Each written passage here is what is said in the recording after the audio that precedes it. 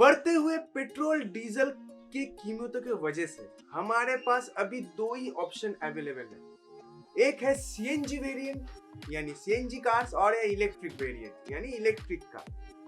तो जब बायर खरीदने जाते हैं कोई भी कार, जो अभी डिसीजन ले रहे हैं कि ये 2023 में हम कौन सी कार ले, तो वो सीएनजी की तरफ भी मूव करना चाहते हैं और कहीं ना कहीं कंफ्यूज्ड है इलेक्ट्रिक व्हीकल को ले।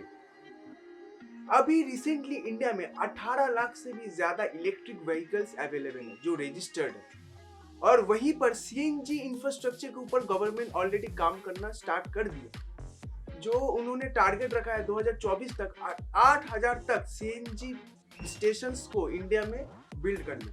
वही कहीं ना कहीं इलेक्ट्रिक व्हीकल का जो इंफ्रास्ट्रक्चर है वो पूरी तरह से रेडी नहीं है।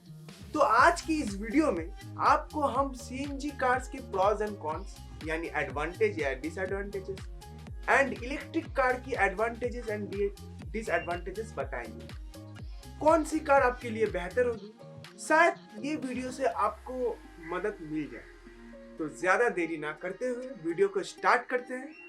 अगर आप ये कंपैरिजन देखना चाहते हैं, अगर आप अपना कंफ्यूजन दूर करना चाहते हैं, तो ये वीडियो में हमारे साथ बने रहें और साथ ही साथ हमारे चैनल क्लच व्हील्स को भी सब्सक्राइब कर दें।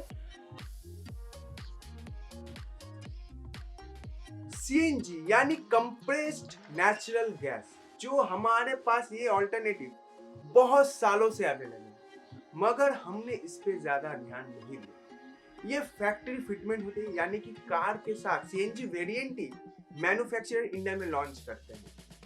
ये कार की बूट स्पेस में यानी डिक्की में इंस्टॉल किया जाता है। ग्रेट फ्यूल इकोनॉमी ये हमें देती है।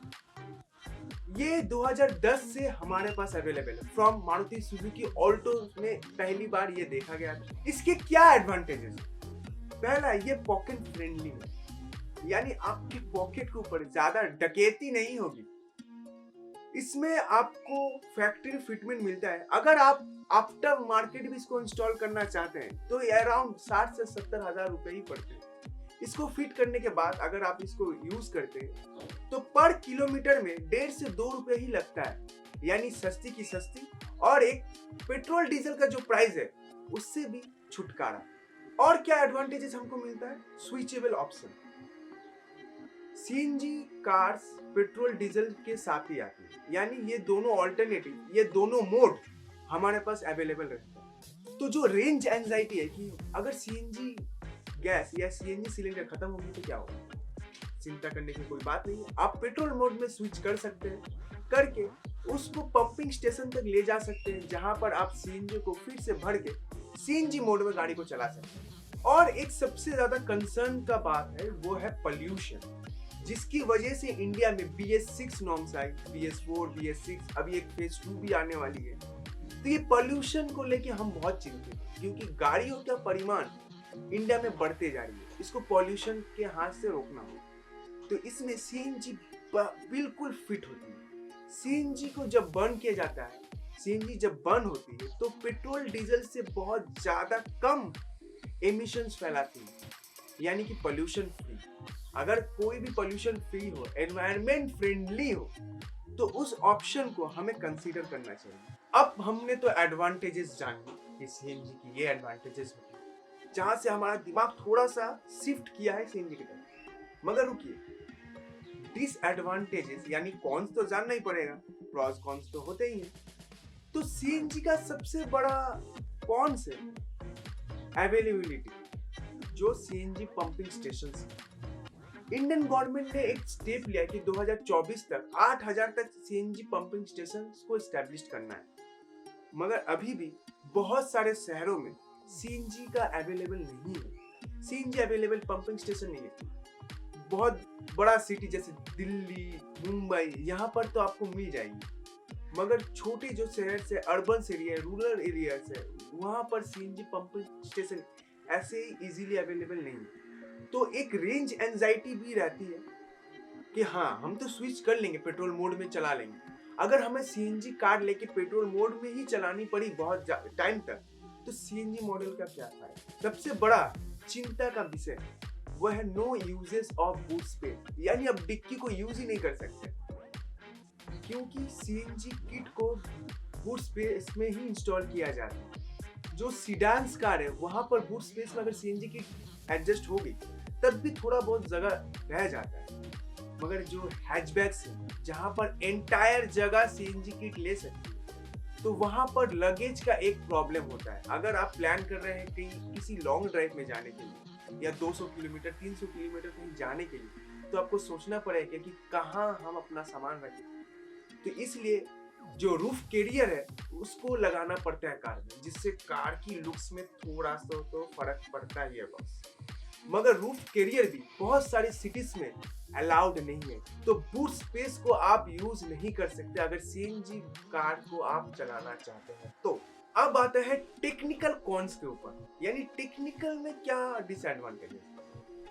हमारी कार का सबसे इंपॉर्टेंट होता है पावर कितना डिलीवर करेगा ये कार। इसी थॉट से हम किसी भी कार को, हाँ स्टाइलिश सेफेस्ट कार ये सब तो दिमाग में रहता ही है, मगर फ्यूल इकोनॉमी भी ध्यान में रहता है, मगर ये कितना पावर जनरेट करेगा। तो आपको बता दूं कि सीएनजी कार में 10% पावर डिक्रीज हो जाता है। अगर आप उस कार को पेट्रोल मोड में चलाते हैं तो आपको अलग पावर अलग टॉर्क मिलेगा, और अगर सीएनजी वेरिएंट में आप उसको सीएनजी मोड में चलाते हैं तो आपका 10% पावर डिक्रीज कर जाएगा। मारुति सुजुकी ऑल्टो में 47 bhp का पावर मिलता है और 69 न्यूटन मीटर का टॉर्क मिलता है। अगर इसको ही हम सीएनजी मोड में चलाए तो आपको पावर मिलेगा 40 bhp का और टॉर्क मिलेगा 60 न्यूटन मीटर। तो पावर तो डिक्रीज होता है, पावर का एक कंसर्न रहता है, ये डिसएडवांटेज है सीएनजी की। अब बात करेंगे इंडिया में जो चीज बहुत ही डिस्कशन में, इलेक्ट्रिक कार्स के बारे में। ऑटो एक्सपो 2023 का भी शो स्टॉपर रहा इलेक्ट्रिक कार्स। बहुत सारे ऑटो एक्सपर्ट ये भी प्रेडिक्ट कर रहे हैं कि इलेक्ट्रिक कार्स का एक बहुत बड़ा फ्यूचर है। पेट्रोल डीजल के बाद ये एक अच्छा ऑल्टरनेटिव बन सकता है। रिसेंटली इंडिया में 18 लाख से भी ज्यादा इलेक्ट्रिक कार रजिस्टर्ड है। तो क्या बेनिफिट्स है इलेक्ट्रिक कार? पहला है जो टैक्स बेनिफिट। बहुत ईवी पॉलिसीज के इंडियन गवर्नमेंट ने बहुत सारे ईवी पॉलिसीज लाए, इसी वजह से इलेक्ट्रिक कार लेना बहुत ही इजी हो गया है। बहुत सारे शहरों में आरटीओ ने भी फ्री कर दिया है टैक्स फ्री। बहुत सारे स्टेट गवर्नमेंट ने सब्सिडी भी रखी है इलेक्ट्रिक कार्स लेने में। तो ये टैक्स की वजह से इलेक्ट्रिक कार लेना कहीं ना कहीं हमारे लिए बहुत ही इजी हो गया है। दूसरी जो एडवांटेज हमारे दिमाग में आता है वो है cheaper to run. Electric car चलाना बहुत ही सस्ती है। अगर आप ओवरऑल कॉस्ट देखेंगे सीएनजी का भी इलेक्ट्रिक का, तो इलेक्ट्रिक कार कहीं ना कहीं बहुत ही कम कॉस्ट करती है compare to CNG. Electricity marginal है, इसी वजह से इसको चलाना बहुत ही चीप है। तो इलेक्ट्रिक कार एक अच्छा ऑल्टरनेटिव है एज कंपेयर टू सीएनजी। ज्यादातर इलेक्ट्रिक कार्स आती है ऑटोमेटिक ट्रांसमिशन के साथ। तो ऑटोमेटिक ट्रांसमिशन बहुत ही हेल्पफुल है अगर आप हाईवे में राइड कर रहे हैं या बिजी स्ट्रीट्स में, शहरों में जहां पर जाम तो लगते ही रहता है। तो इस जगह बार बार उस गियर को चेंज करना हमारे लिए एक हेडेक बन जाता है। तो ऑटोमेटिक गियर बॉक्स यानी कि इलेक्ट्रिक कार्स के साथ जो ऑटोमेटिक गियर बॉक्स मिलती है हमें, वो हमारे लिए बहुत ही हेल्पफुल है। इसलिए कहीं ना कहीं इलेक्ट्रिक कार्स की तरह हम थोड़ा सा शिफ्ट करते हैं। एमिशंस के बारे में हम क्या बताएं, एमिशन सीएनजी में भी हमको कम मिली और इसमें भी एमिशन बहुत ही कम है, 0 के बराबर, यानी पॉल्यूटेंट फ्री और एक बार फिर एनवायरनमेंट फ्रेंडली। ये हमें दिमाग में रखने पड़ेगा कि अभी हम जो भी कार चलाएंगे, जो भी व्हीकल को हम अपने घर में रखेंगे वो पॉल्यूटेंट फ्री हो, क्योंकि गवर्नमेंट ने पॉल्यूशन को लेकर बहुत ही स्ट्रिक्ट हो गई है। वो पॉल्यूशन वाली कार को पसंद नहीं करते। तो आपको अगर अपनी कार को इंडिया में चलाना है तो वो ऑब्वियसली पॉल्यूटेंट फ्री होनी चाहिए। चार्जिंग सबसे बड़ा जो कंसर्न, ये चार्ज कैसे होगा या कितनी देर में ये चार्ज होगा। तो all thank to fast charging इसको इंट्रोड्यूस किया गया है।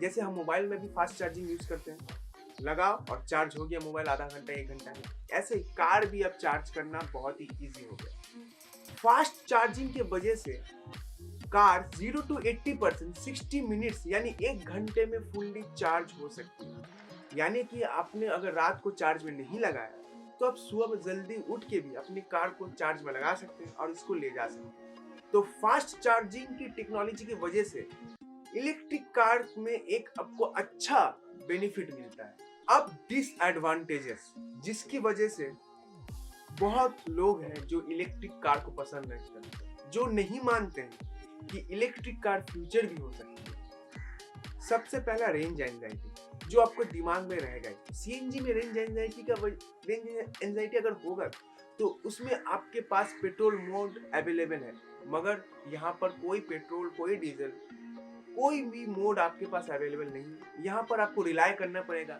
सिर्फ इलेक्ट्रिसिटी के ऊपर।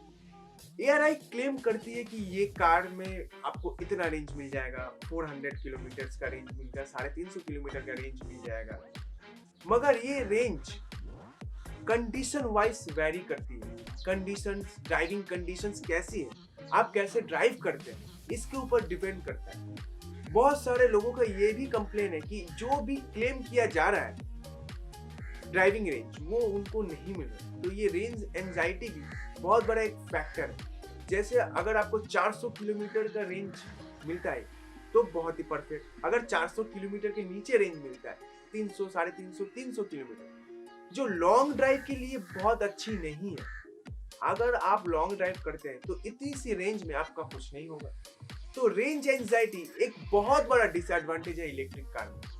Under developed EV infrastructure, EV infrastructure को अभी भी फुल्ली डेवलप नहीं किया गया, यानी चार्जिंग स्टेशन आपको हर जगह अवेलेबल नहीं मिलेंगे। हमारे पास तो ऐसे भी रिपोर्ट्स हैं कि कोई भी अगर चार्जिंग स्टेशंस हैं तो वहां पर चार्जिंग यानी कि हो नहीं रही है या वो खराब हो के पड़ी है। तो ये चार्जिंग इंफ्रास्ट्रक्चर को जब तक सुधारा नहीं जाएगा इलेक्ट्रिक कार्स वैसे ही वाइडली एक्सपेंड नहीं कर सकता। एक्सपेंसिव, अगर आप कोई भी चीज खरीदते हैं अगर उसका दाम बहुत ज्यादा है तो आपको 2 बार सोचना तो पड़ता ही है, क्योंकि पॉकेट फ्रेंडली भी होना चाहिए। Electric car costly. अगर लेट्स एग्जांपल अगर हम ले ले टाटा नेक्सॉन का जो इलेक्ट्रिक मॉडल है ईवी मॉडल, उसका प्राइस है 14 लाख से वो स्टार्ट होती है। वहीं पर टाटा नेक्सॉन का पेट्रोल मॉडल 7 से 8 लाख में आपको मिल जाएगा। इसलिए कस्टमर्स अभी इलेक्ट्रिक व्हीकल को जिसके पास बजट नहीं है, जो उतने एक्सपेंसिव कार अभी यूज नहीं करना चाहते, तो वो इलेक्ट्रिक कार्स की तरफ रुख नहीं करेंगे। वहीं इसीलिए अभी भी पेट्रोल डीजल इतनी ज्यादा बिक्री हो रही है। इलेक्ट्रिक कार्स का जो मेन पार्ट है वो है battery. Most of the manufacturer 8 साल की वारंटी देते हैं कि आपकी बैटरी का 8 साल का वारंटी है भाई, मगर 8 साल के बाद आप तो कार 8 साल दिमाग में लेके नहीं चलेंगे। तो 8 साल के बाद अगर आप बाहर से रिपेयर कराते हैं, इसके काउंटर पार्ट्स बहुत ही एक्सपेंसिव है। और लिथियम आयन बैटरी जो यूज होता है हमारे इलेक्ट्रिक कार्स में, उसको इंपोर्ट किया जाता है, इसलिए जो इंपोर्ट कॉस्ट भी कार में घुसा जाता है। तो इससे कार का कॉस्ट भी बढ़ता है, बैटरी का कॉस्ट भी बढ़ता है। तो 8 साल के वारंटी के बाद अगर आप बाहर से अपनी बैटरी को सही करा रहे हैं तो इसके काउंटर पार्ट्स बहुत ही महंगे होते हैं, यानी कि मेंटेनेंस कॉस्ट आपका बढ़ जाएगा। तो यही था हमारा segment CNG car versus electric car. CNG cars का भी अपना बेनिफिट्स है, डिसएडवांटेजेस है, वहीं पे इलेक्ट्रिक कार्स का भी अपना एडवांटेजेस है, डिसएडवांटेजेस है। अगर आपको सीएनजी कार लेना हो, अगर बूट स्पेस आप उतना यूज नहीं करते हो, आप डेली कम्युनिकेट करते हो, या आपको दोनों ही मोड चाहिए, रेंज एंजाइटी अपने दिमाग में नहीं चाहिए, तो सीएनजी कार आपके लिए बेस्ट ऑप्शन है। अगर आपके आसपास ईवी इंफ्रास्ट्रक्चर है, यानी ईवी चार्जिंग स्टेशन है, या आप घर में भी इसको चार्ज कर सकते हैं, वो फैसिलिटी आपके पास अवेलेबल है, और आपका पॉकेट थोड़ा ज्यादा गर्म है, तो आप इलेक्ट्रिक कार्स की तरफ रुख कर सकते हैं। हालांकि ये हमारा ओपिनियन है, आपका जो ओपिनियन है वो हमें कमेंट बॉक्स में एक बार जरूर बताइएगा कि आपको कौन सा सेगमेंट बहुत पसंद है, या कौन सा सेगमेंट आप दिमाग में लेके इस 2023 में कार खरीदने वाले हैं।